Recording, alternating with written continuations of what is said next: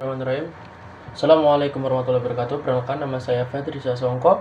Saya NIM 20110500063 prodi TLM 2B. Saya di sini akan menjelaskan tentang jawaban UTS dari Bu Danti.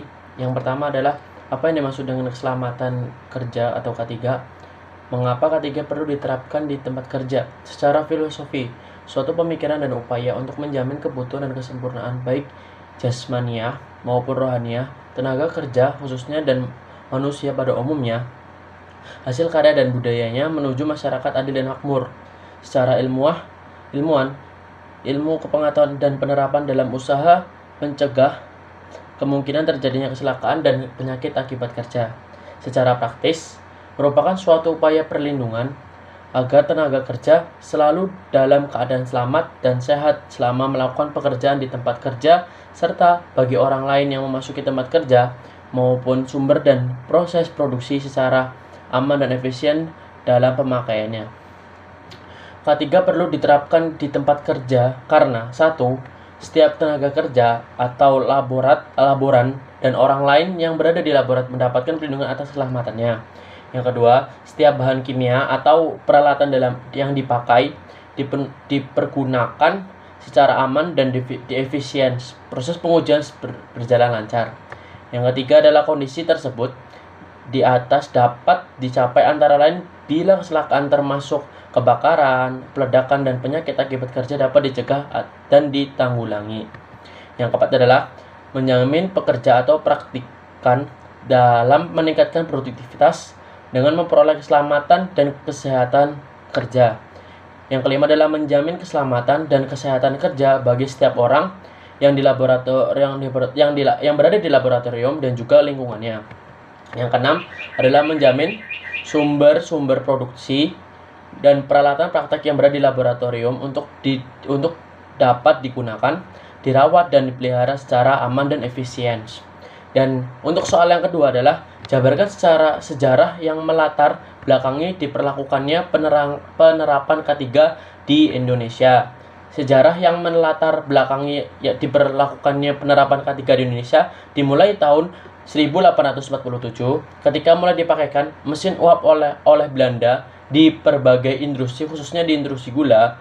Tanggal 28 Februari 1852, pemerintahan Hindia Belanda mengeluarkan Staatsblad nomor 20 yang mengatur mengenai keselamatan dan pemakaian mesin uap yang pengawasannya diserahkan kepada lembaga Division French Health Association. Selanjutnya, penggunaan mesin semakin meningkat dengan perkembangan teknologi dan perkembangan industri. Untuk itu, pada tahun 1905, dengan STLB nomor 521, pemerintahan Hindia Belanda mengeluarkan perundang-undangan keselamatan kerja yang dikenal dengan Vliegsheidsreglements disingkat VR, disempurnakan pada tahun 1930 sehingga terkenal dengan TSBL 406 tahun 1930 menjadi landasan penerapan K3 di Indonesia. Dan untuk yang terakhir adalah ada 5 golongan faktor penyebab penyakit dan kecelakaan akibat kerja. Jelaskan secara lengkap salah satu faktor tersebut meliputi divisi, contoh, efek yang ditimbulkan, disertai dengan upaya penanggulangan dan pencegahannya. Penyakit akibat kerja adalah penyakit yang disebabkan oleh pekerja, alat kerja, bahan proses maupun lingkungan kerja. Faktor risiko BAK antara lain adalah golongan fisik, kimia, biologis, atau psikososial di tempat kerja. Faktor tersebut di dalam lingkungan kerja merupakan penyebab yang pokok dan menentukan terjadinya penyakit akibat kerja. Golongan kimia ialah semua bahan kimia digunakan dalam proses kerja maupun yang terdapat dalam lingkungan kerja dapat berbentuk debu, uap, gas, larutan, awan, atau kabut. Terdapat ribuan jenis bahan kimia yang digunakan dalam berbagai industri. Contohnya, A. Pneumosis adalah penyakit saluran pernafasan yang disebabkan oleh adanya partikel debu yang masuk atau mengendap di dalam paru-paru. Di antaranya yaitu silikosis, asbestosis. B. Uap yang diantaranya menyebabkan mental, fumes, fever, desmititis, atau keracunan. Yang ketiga adalah yang C. adalah awan atau kabut, misalnya racun serangga dan racun jamur yang menimbulkan keracunan. Yang keempat atau yang D adalah gas, misalnya keracunan oleh CO2H2S.